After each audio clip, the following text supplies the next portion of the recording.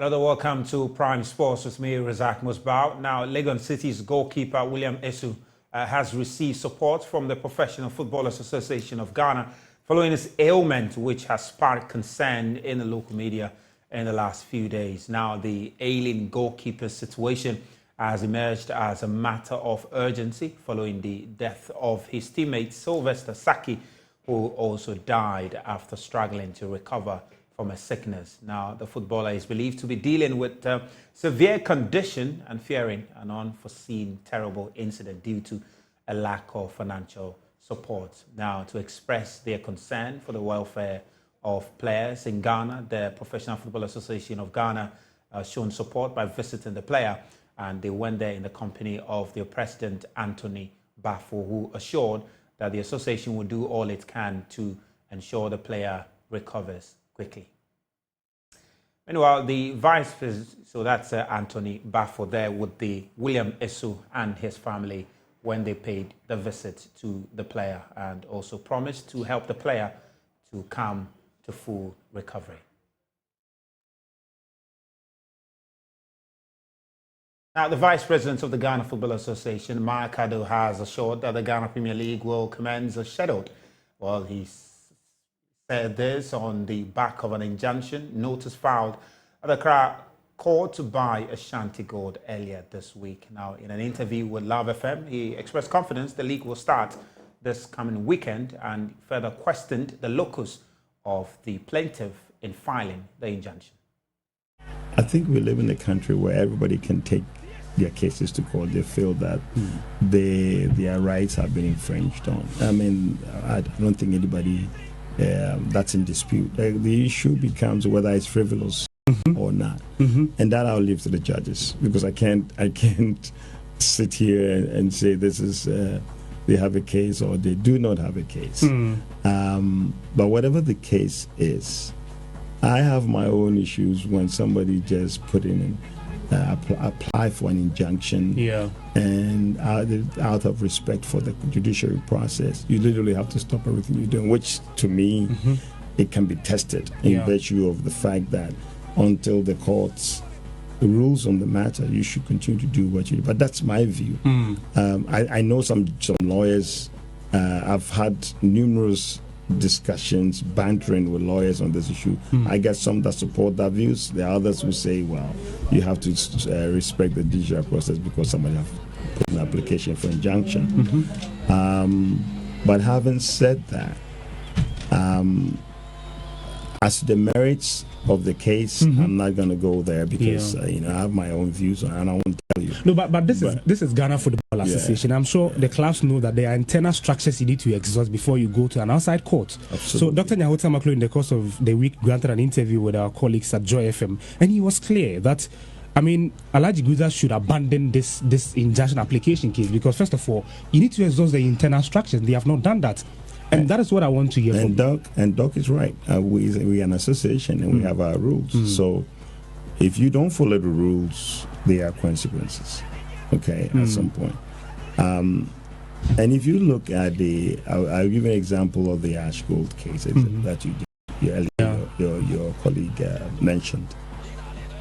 The fact of the matter is the person who is applying or who is actually suing in this instance, it's not a member of the FA because it's totally been banned. Technically? Yes. I mean, so Ash Gold is not a member of the FA? No, not Ash Gold. Okay. The individual. Okay. The Ash Gold has been suspended. Yeah. But the individual, technically, he has no locus. Someone should tell me how. Is he a member of the FA? He's not. I see. So I'm not going to go legal. I'm only telling you technicality what it is, what's the issue. So as to what the legal rules, another story. So, but to your point, if you are a member of the association and we have our rules, you follow the rules, and you haven't exhausted the how things are done, and then you take it to court. Then, at the end of the day, after that, if the courts adjudicate and comes out with a decision, the association also sit and see what sanctions or if there's any that has to be applied, we'll go through it. So it's a process. Now, Dreams FC are set to face Reunions FC Calon in the final eliminator of the CAF Confederations Cup later Friday. Now, the Guinean side is entering the match with confidence, having previously defeated Guinean side Milo FC in the last round. Now, the first leg ended 1-1 in Guinea, with the second leg at the Crassport Stadium witnessing a comeback win for the Ghanaian FA Cup champion. Now, FC Callon, on the other hand, advanced to this stage with a walkover after their scheduled match against Senegal's AS Douane was cancelled.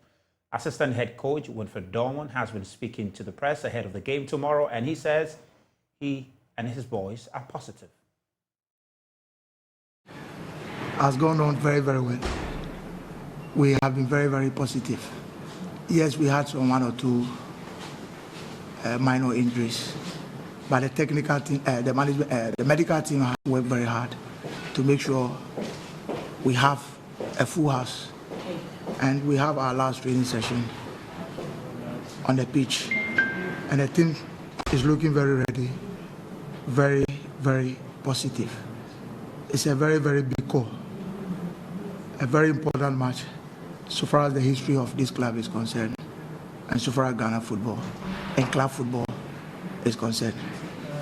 Our main objective is to make sure we make the money zone.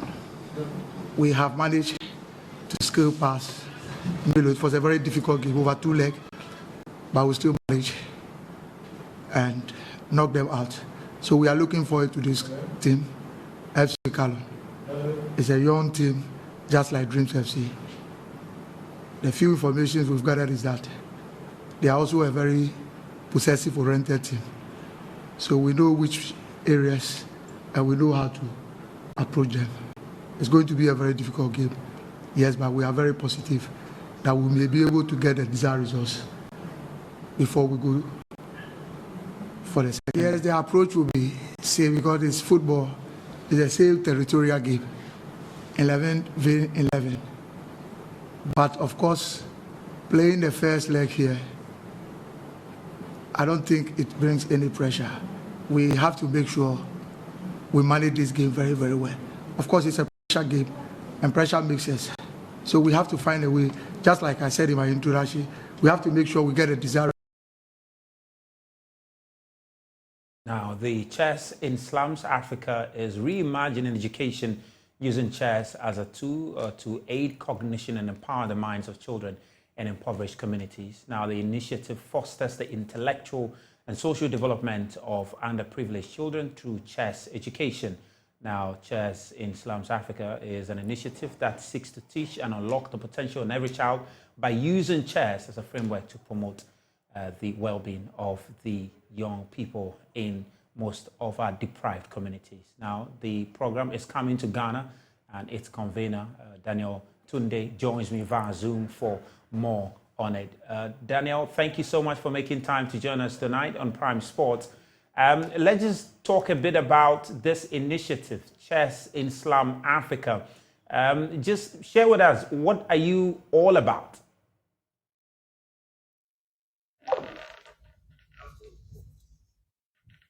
Daniel, if you can hear me, I mean, just help us appreciate what Chess in Slums Africa is all about. I'm sorry, I can hear you, so I'm not sure if you can hear me, but I can hear you properly.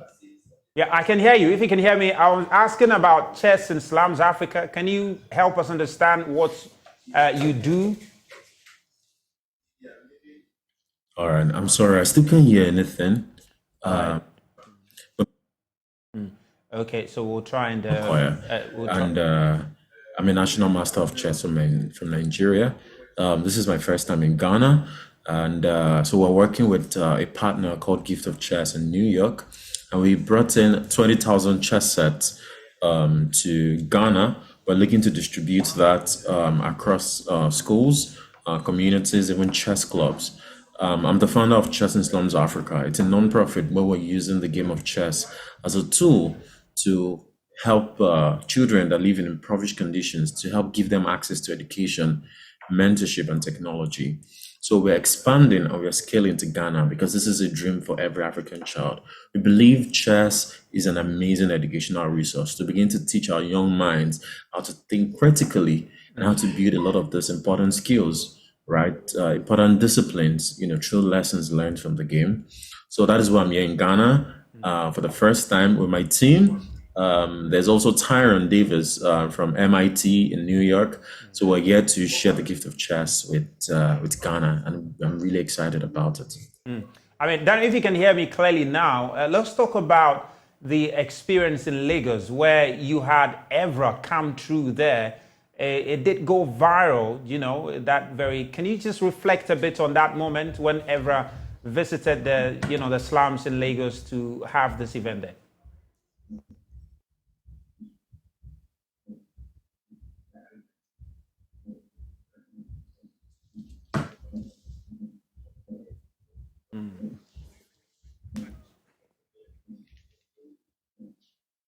Yeah, well, we seem to be struggling to hear Daniel there, but we'll take a quick break and we'll come back. We'll continue the conversation with Paul Pogba there. Well, he's under investigation for some alleged substance abuse and, of course, and currently under suspension at Juventus for that illegal substance which he is alleged to have taken. We understand he has filed for a counter test to be done on him just to ensure that he does not suffer some 2 to 4 year ban in the event he's found guilty of the illegal substance.